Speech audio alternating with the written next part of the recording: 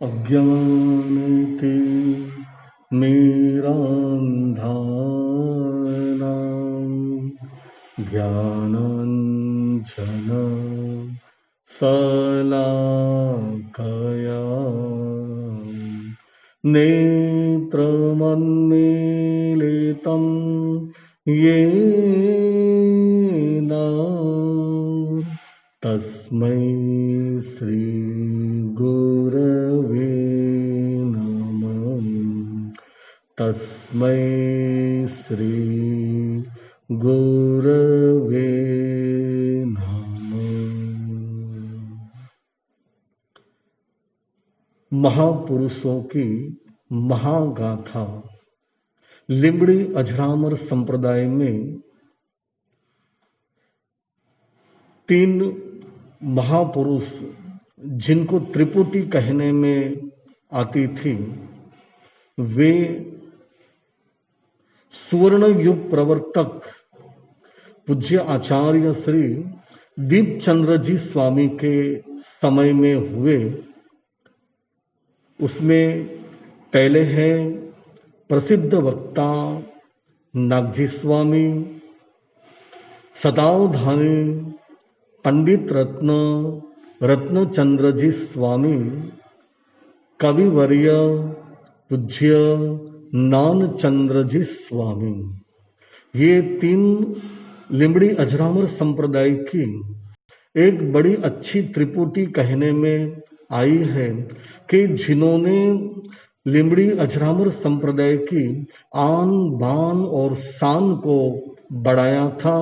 इसमें आज आपके सामने बात रखेंगे प्रसिद्ध वक्ता परम पूज्य गुरुदेव श्री नागजी स्वामी। आपका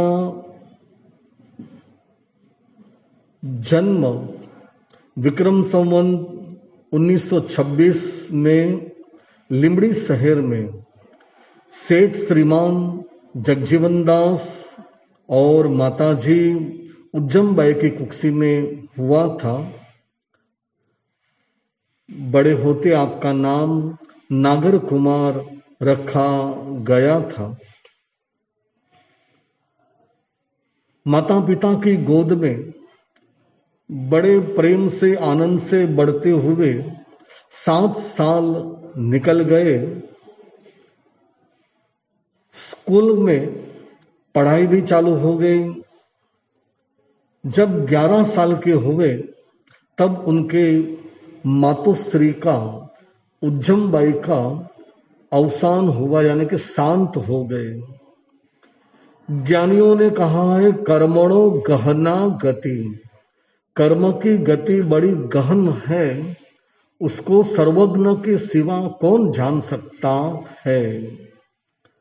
और इसी कारण महापुरुषों के जीवन में ऐसे ही कुछ निमित्त मिल जाते हैं कि उनका माताजी और नागर कुमार के दादी माँ, उनका भी अवसान हो गया।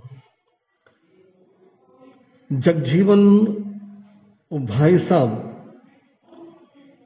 अपने पुत्र के साथ अकेले हो गए।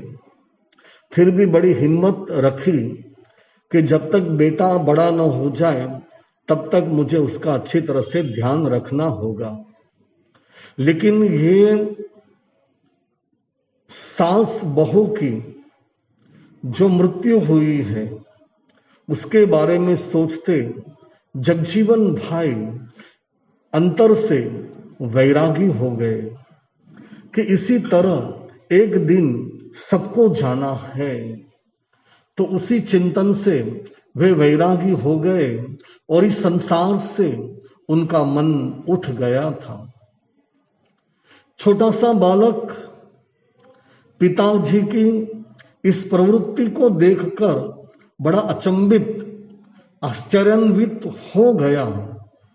एक बार उसने कहा कि पिताजी, आप इस संसार से उदासीन हो गए हैं, आपको इस संसार में कहीं भी अच्छा नहीं लग रहा है, क्या ये मेरी बात सच है? तब पिताजी ने कहा कि हाँ बेटे, ये बात सच है कि मेरा मन इस संसार से उठ गया है और मेरी भावना है कि मैं इस संसार को त्याग करके दीक्षा ले लूं, यानी कि संयम ग्रहण करूं। लेकिन मुझे तेरी फिक्र हो रही है कि तू अब छोटा है, तुझको अकेला छोड़ नहीं सकता, इसलिए कोई बात नहीं, तू बड़ा हो जा, उसके बाद में मैं देखूंगा। तब बालक नागर कुमार ने पिताजी से कहा, अरे पिताजी आप चिंता मत कीजिए, बस हमें संयम ही लेना है। आप संयम लेंगे तो मैं भी आपके साथ में ही लूंगा। तब पिताजी ने कहा कि बेटा तेरी तो उम्र बहुत छोटी है और ये संयम के कष्ट आप कैसे सहन कर पाएंगे। सर्दी की सीजन हो, गर्मी की सीजन हो, बारिश हो, नंगे पैर चलना है, घर घर में आहार के लिए, भिक्षा के लिए जाना है, बाल के केस हाथ से खींचना है, ये सब आप कैसे सहन कर पाएंगे। तब बालक ने कहा कि पिताजी आपने ही बताया था कि महापुरुषों के जीवन ऐसे ही होते हैं, बस आप मेरी चिंता छोड़ दीजिए, मेरे छोटेपन को मत देखो, लेकिन मेरे आत्मा की बलवत्ता को आप देखिए। इस प्रकार से पिता और पुत्र दोनों आनंदित हो गए। परिवारजनों से बात करके वे उस समय पूज्य आचार्य श्री दीपचंद्र जी महाराज जी कच्छ मांडवी में विराजमान थे। पिता पुत्र वहां आए, गुरु महाराज के दर्शन करके अपनी भावना बताई। गुरु महाराज बालक को देखते ही पहचान गए थे, वहीं रह गए और धर्म का अध्ययन प्रारंभ हो गया। बड़ी अच्छी तरह से ज्ञान अध्ययन करते करते 1 साल निकल गया। तब गुरु महाराज ने देखा कि अब ये संयम ग्रहण करने के योग्य हो गए हैं और ये समाचार मुंद्रा के कार्यकर्ता उनको समाचार मिले, ढीला भाई लालचंद भाई को समाचार मिले। उन्होंने तुरंत ही गुरु जी के पास आए कि अच्छे कार्य में ढील नहीं होनी चाहिए, इसलिए वे तुरंत आए और गुरु जी से विनती की कि आप इन दोनों वैरागी भाइयों को आप दीक्षा देने को चाह रहे हैं तो वो लाभ हमें ही मिलना चाहिए। उनकी दृढ़ भावना देखकर गुरु जी ने उनकी विनती का स्वीकार किया और दीक्षा की तैयारियां होने लगी। उसी समय सुदामड़ा के दीक्षार्थी भाई चतुर्भुज भाई वो भी आए, गुरु महाराज से विनती की कि मुझे भी दीक्षा लेनी है। उनकी योग्यता देखकर तीनों की दीक्षा मुंद्रा में विक्रम संवत 1938 चैत्र बदी 13 को उनकी दीक्षा हुई। जगजीवन भाई का नाम पूज्य जीवन जी स्वामी, नागर कुमार का नाम पूज्य नागजी स्वामी और चतुर्भुज भाई का नाम चतुर्भुज जी स्वामी रखा गया। नागजी स्वामी जिनकी उम्र बहुत छोटी रही हुई थी और इसके कारण लोक में आपकी चर्चा भी बहुत सारी हो रही थी। वहां के न्यायाधीश जी जो ब्राह्मण परिवार से थे, जब उन्हें पता चला तब उन्होंने नागर कुमार की और उनके साथ बड़ी ज्ञान चर्चा की और नागर कुमार ने जिस तरह से आपको जो जवाब दिए वे सुनकर बड़े ही हैरान हो गए कि 12 साल का बच्चा कितने अच्छे प्रश्न के उत्तर दे रहा है और उनका वैराग्य भाव इतना ही अच्छा रहा हुआ था।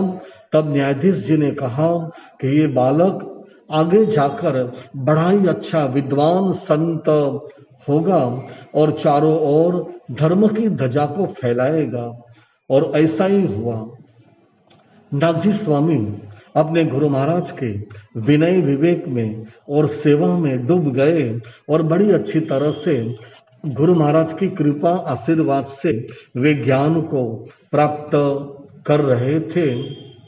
और बहुत सारा ज्ञान, आगम का ज्ञान, प्राकृत का ज्ञान, संस्कृत का ज्ञान, व्याकरण आदि का ज्ञान आपने बहुत कम समय में प्राप्त कर लिया।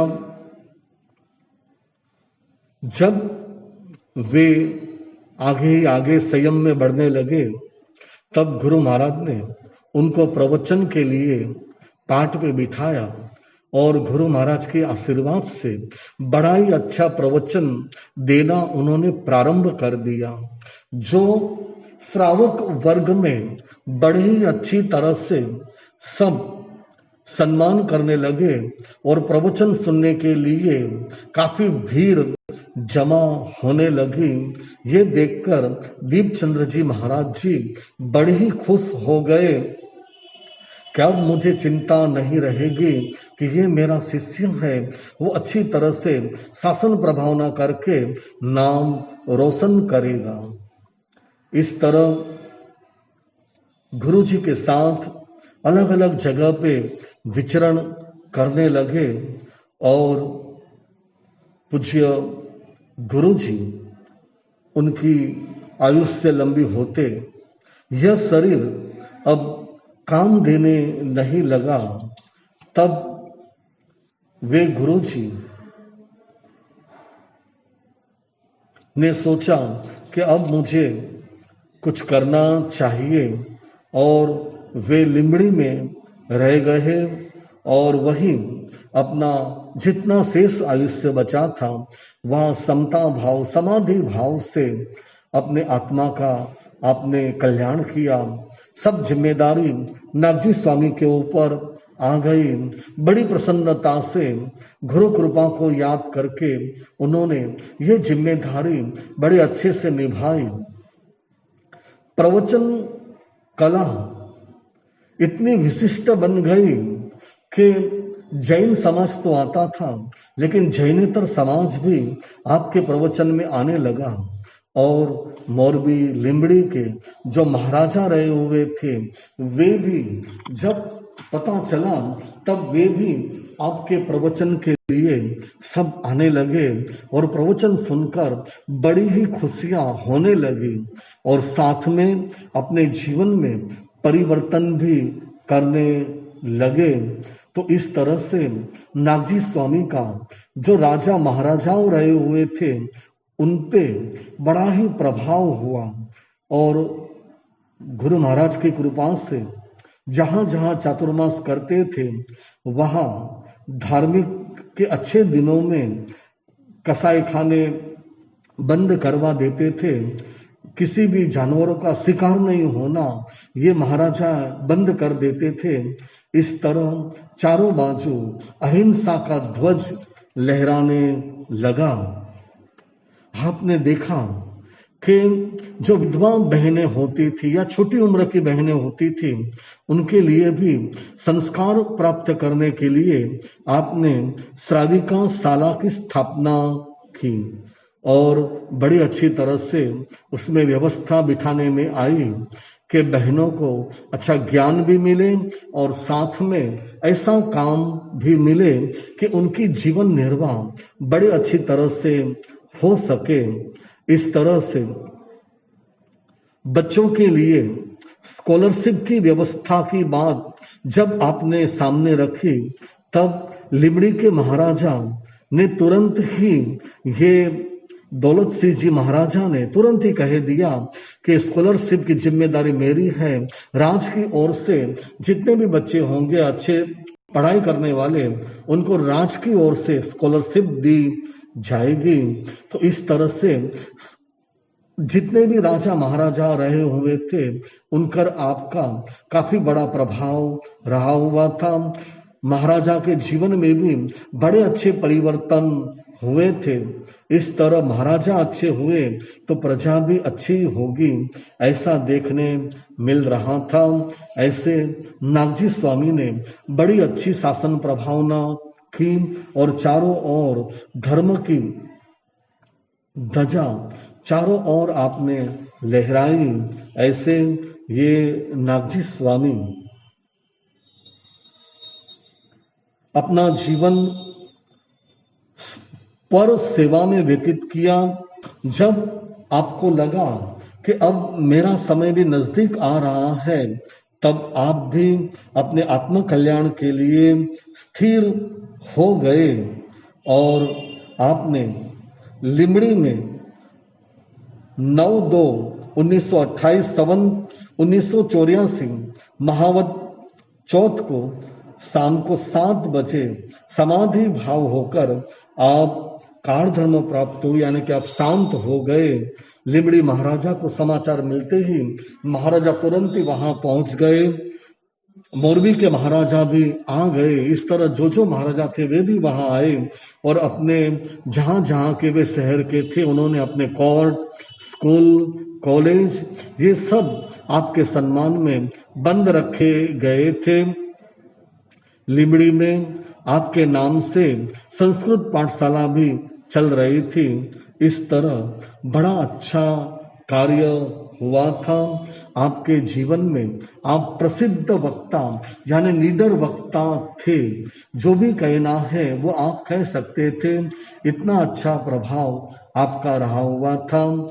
ऐसे जब बंधु त्रिपुटी हमारी रही हुई है संप्रदाय की, एक शासन प्रभावना त्रिपुटी जो रही हुई है, उनमें से आप एक हैं नागजी स्वामी के आप में निडरता, निर्भयता और निरालंबता रही हुई थी। इसी कारण से आज आप इतने सालों के बाद भी आपको याद किया जाता है। आपके गुण हमारे सबके जीवन में आए और हम भी ऐसा ही ज्ञान प्राप्त करके हमारे जीवन में निडरता, निर्भयता और निरालंबता को प्राप्त करके अपने आत्मा का कल्याण करें। यही मंगल शुभकामना।